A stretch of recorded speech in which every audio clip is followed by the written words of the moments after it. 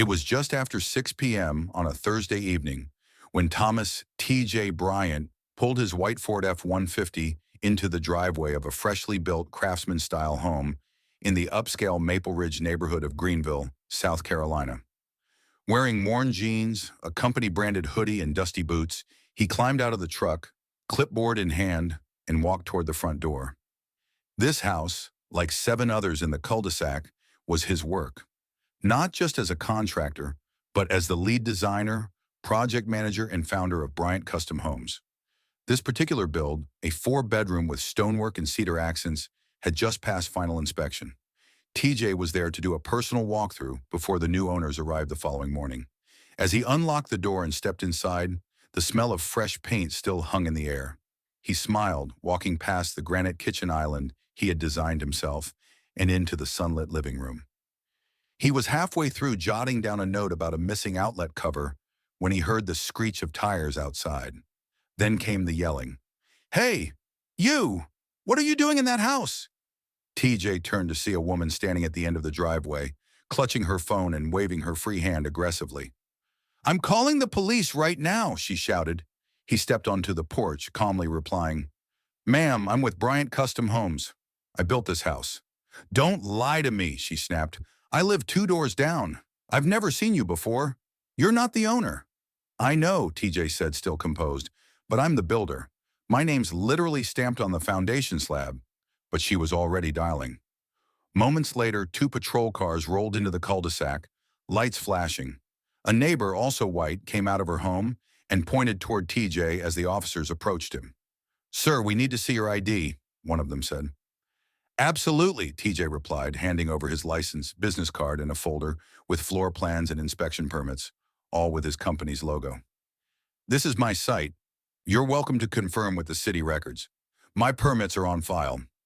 As the officers reviewed the documents, one of them muttered, "Well, that checks out." The woman who made the call stood nearby, arms crossed, her defiance slowly melting into discomfort. "So he's not breaking in?" she asked. "No, ma'am," the officer replied. "He's the general contractor." TJ remained calm, though inside he felt a familiar burn of exhaustion. "I understand people want to protect their neighborhoods," he said, "but next time, maybe ask before you assume. I've spent the last year building this street." One of the officers nodded apologetically.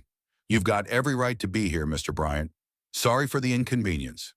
"It's not an inconvenience," TJ said. "It's a pattern." The next day, when the home buyers, a retired black couple from Atlanta, arrived, TJ handed them the keys and told them what had happened. They were not surprised.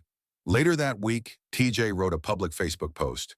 "Yesterday, a woman called the police on me for entering a home I designed, funded, and built. My name is on the contracts, the permits, and the deed until it transfers today. But none of that mattered in the moment, not more than the color of my skin. I'm not sharing this for sympathy.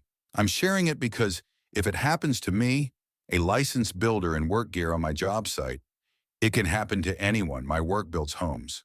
But my presence still makes some people uncomfortable in the homes I build."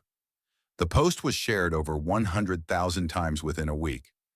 TJ was invited to speak on local news about the incident, and he used the opportunity to highlight not just his personal experience, but the larger implications of racial profiling in professional spaces.